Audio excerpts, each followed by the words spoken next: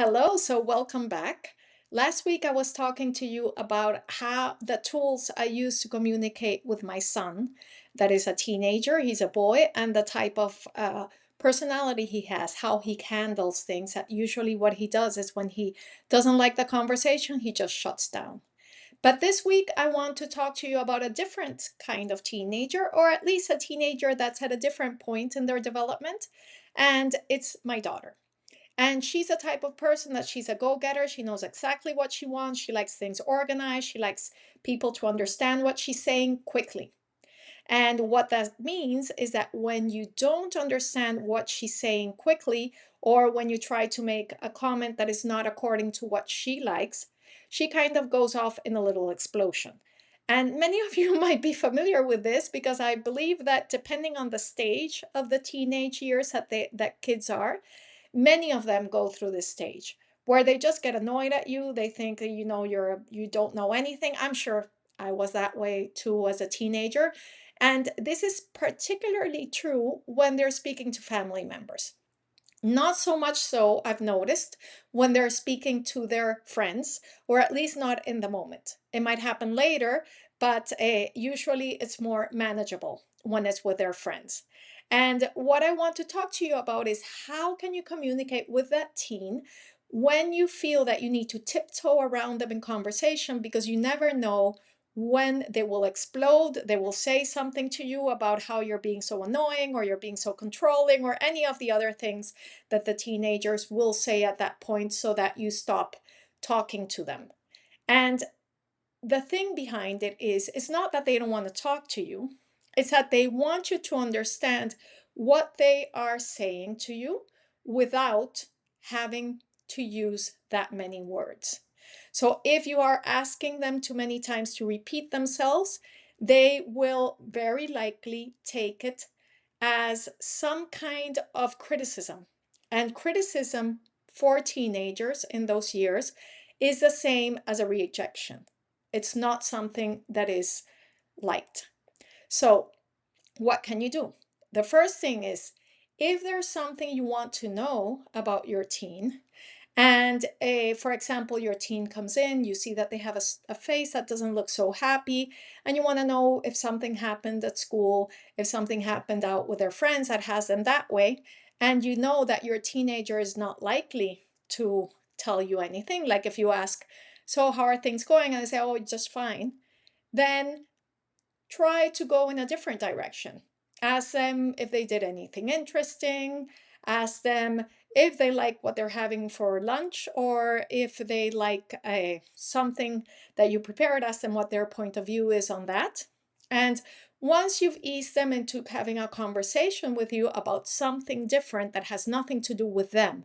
So, what I mean is, don't talk to them about them directly. Speak about you, ask them for advice. Oh, what do you think? How do you think this looks? Or what do you think I should do? Asking them for advice makes them feel important, makes them feel that you care, and it opens the way for communication.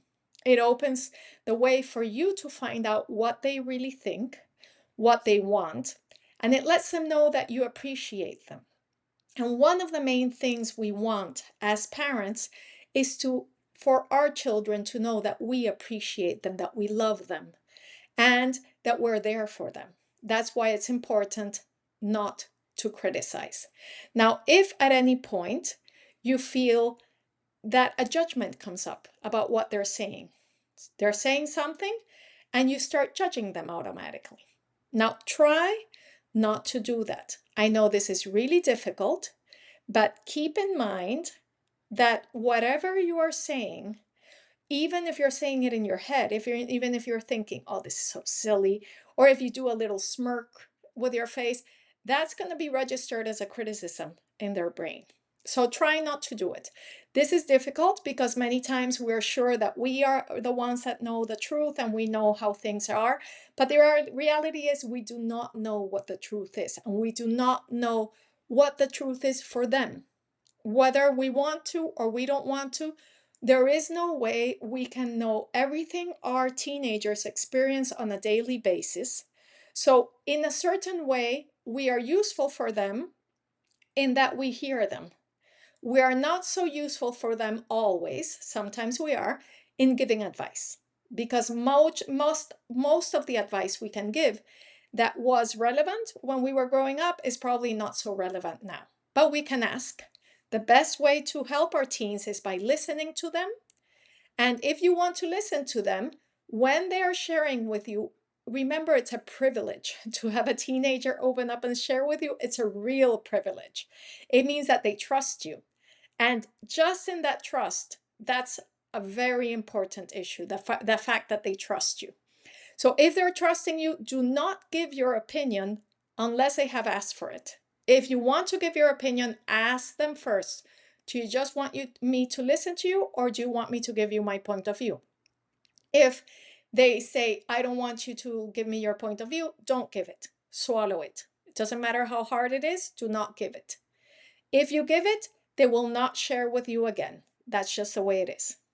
Now, the main thing is that don't give your point of view unless you're being asked to give it. They might come back to you later asking for your point of view. At that point, you can give them your point of view. That's fine. Another important thing to do is to always thank them in some way. Maybe saying thank you for sharing with me if it seems suitable. If not, just try to give them a hug. But just by showing that you're there, that you care about what they think, that you care about who they are, that's a big step. It means that you appreciate them, that you love them, and for them, that's the most important thing we can do. So, in conclusion, what I was talking to you about is don't ask direct questions, especially if when the first time that you ask there is no response. Respect that. Just ask another question that is related until they loosen up. Ask them for advice. Whether you take it or not is not so much the point as the fact that they feel that you want their advice. The second thing, if they don't want to talk at the moment, just don't force them to.